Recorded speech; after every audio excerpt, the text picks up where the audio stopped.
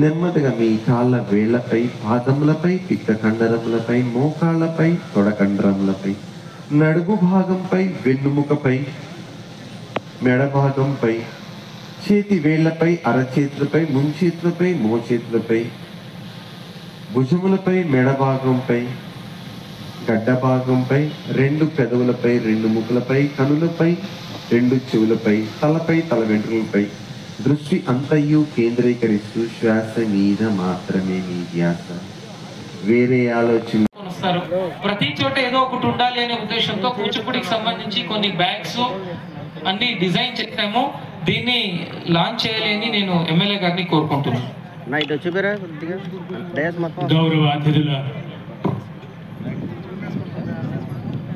చేతుల మీదుగా పర్యాటక కేంద్రంగా, సాంస్కృతిక కేంద్రంగా రూపొందనున్న కూచిపూడి విశిష్టత, వైశిష్ట్యాన్ని ప్రదర్శించి ఒక జూట్ పర్యావరణ హితమైనటువంటి ఒక జూట్ బ్యాగ్ని ఆవిష్కరిస్తున్నారు గౌరవ అతిథులు. మనందరి కరతాళ ధ్వనులతో ఈ ఆవిష్కరణను ఆహ్వానిస్తున్నాను వేదికపైకి డిఎస్పి శ్రీ ధీరేంద్ర గారిని. ఇప్పుడు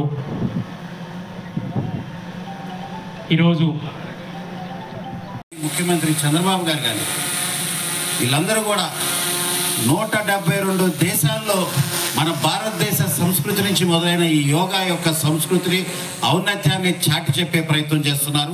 అదేవిధంగా ప్రపంచంలో ఎక్కడ నలుమూలలకు వెళ్ళిన యోగా అంటే దాని మూలాలు భారతదేశంలో ఉన్నాయని మనల్ని ఆచరిస్తున్నారు, మనల్ని అనుసరిస్తున్నారని కూడా తెలియజేస్తున్నారు.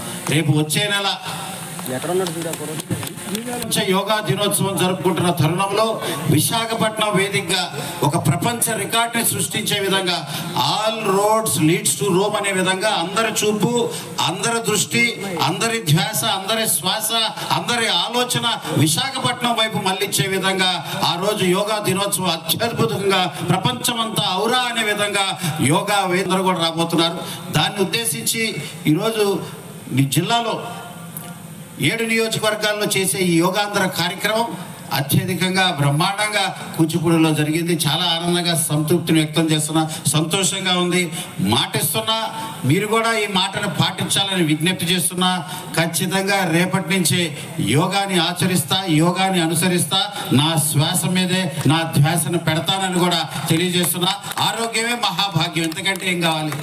నీకు ఏముందా, నువ్వు ఎలా ఉన్నావు లేకపోతే ఏమిటి ఎవడు పట్టించుకోడు. నీ ఆరోగ్యమే. నిన్ను నువ్వు ప్రేమించు, నీ తనువును నువ్వు ప్రేమించు, నీ మనసును నువ్వు ప్రేమించు, నీ ఆలోచన, నీ శ్వాసను నువ్వు కంట్రోల్ చేసుకో. ఆరోగ్యంగా ఉంటావు, 10 మందికి ఉపయోగపడేలా ఉంటావు. చివరిలో చెప్పిన 4 మాటలు కూడా నిన్ను వల్లే నీ ఎదుటివాడిని ప్రేమించు, నీ పక్కన వాడికి, నీ ఎదుటివాడికి సాయం చేయడానికి ఆలోచించు, ప్రశాంతంగా జీవితాన్ని ముందుకు తీసుకెళ్ళే శ్లోకం కూడా చాలా బాగుంది.